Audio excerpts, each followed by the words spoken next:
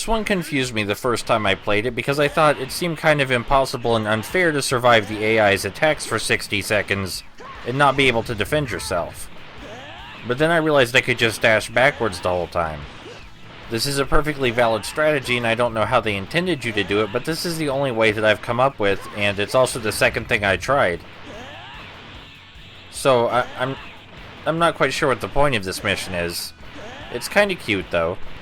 And when I said that we can't defend ourselves, I meant that we can't do anything to Gohan. We can't shoot him with Ki Blasts or hit him in any way, or else we instantly fail the mission. Fortunately, you don't need to worry about that. You just need to worry about holding back and pressing the R1 button repeatedly. I'm pretty sure I could do this mission with my eyes closed. I decided to use a healing item for some reason, even though it wasn't really necessary. I mean, this easily could have been a real fight, but it's just as well that it isn't. That way I could show you how weird this is. I wonder if there's a way to describe this strategy I'm using that doesn't sound terrible.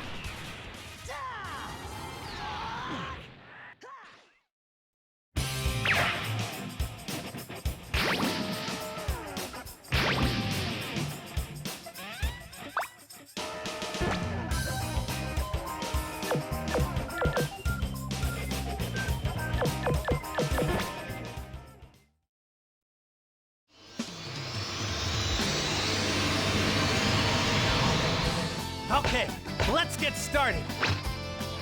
I'm ready when you are. So welcome to another QuickTime event minigame, only this one's better because there are 2 layers of QuickTime events. It's structured like a rhythm game, but the buttons don't follow any sort of actual rhythm.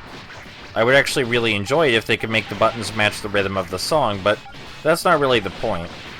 Still, it's slightly more complex QuickTime events, and that might be boring for you, but for me, this is one of the most fun minigames that the game offers. In case it's not clear, by the way, the top buttons are the ones that deal damage, and the bottom buttons are the ones that we use to defend. I believe I hit every single button, though it's not exactly a hard minigame. The Cell Saga is mostly minigames, by the way.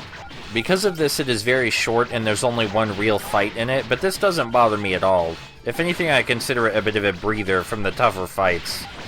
That Frieza fight may not have looked like much, but it was a bit of a doozy for me. Well done. That was definitely worth it.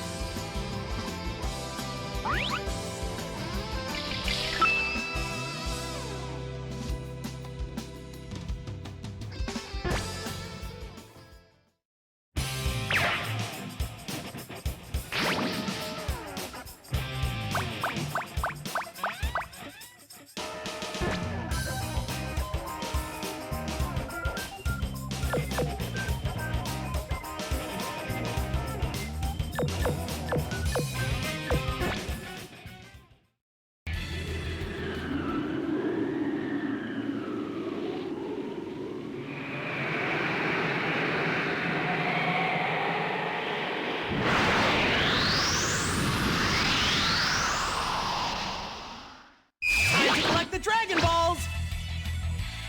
Wait for me, okay? This one is the most open of all the 3D platforming segments.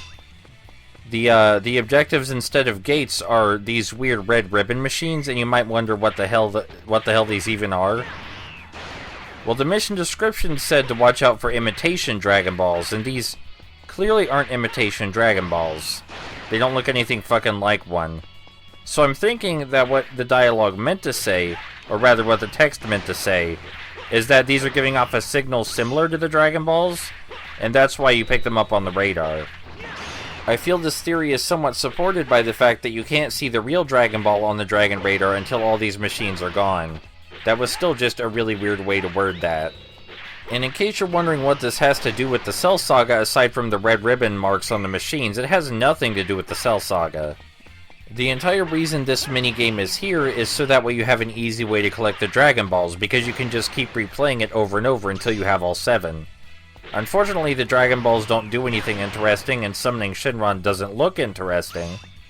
But at least the game gives you a consistent way to find all 7, and I really don't mind this minigame. It's kind of fun to play, like all the other 3D platforming segments, and I do like how open it is. It reminds me of the very first one.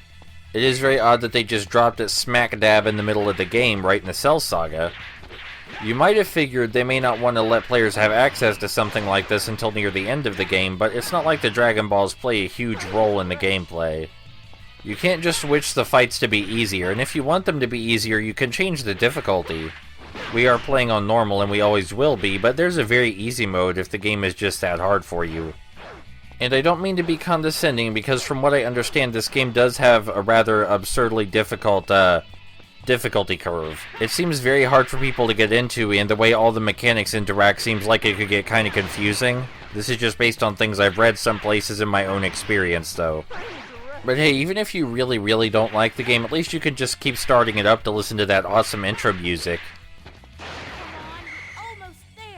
With all 10 of the machines out of the way, we can finally go and get the Dragon Ball itself, and again, you can replay this mission as many times as you like to get the rest of them, and there will always be a Dragon Ball at the end. In the other missions, the Dragon Balls seem to appear randomly, so this is the only consistent way to get them.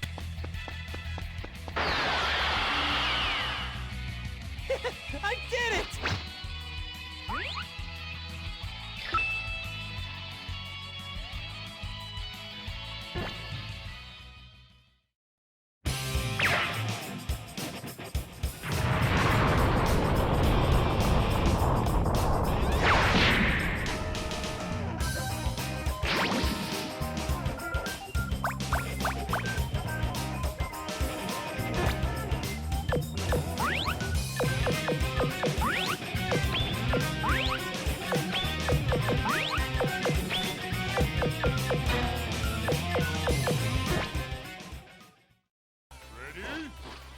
So yes, it is finally time for the fight with Cell, and this is the only real fight in the Cell saga.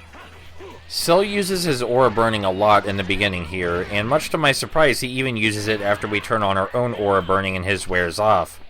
Usually if you have your aura burning on and they don't have theirs on, they won't bother to turn them on, and instead they'll just try and stay away. But Cell doesn't see it that way. All this really means though is that we basically run out at the same time, so we're back at square one.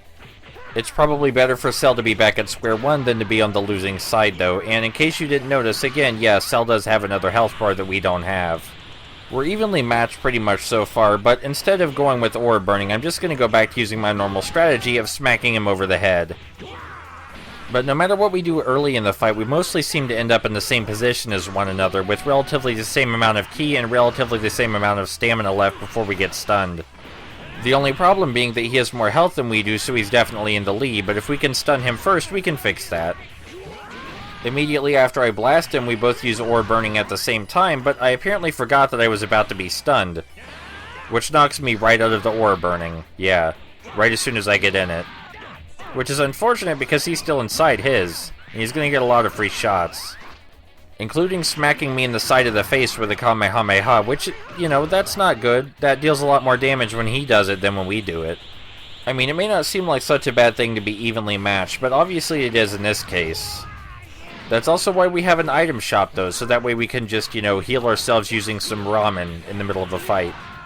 Cell is also intelligent enough to use his, his explosion attack right in the middle of one of his combos, which deals a whole lot of damage. There are a few attacks we could use like that if we bothered to buy them, but I prefer to stick with the basics. Things aren't looking the best and the battle shifted in his favor, so we're going to take the item now.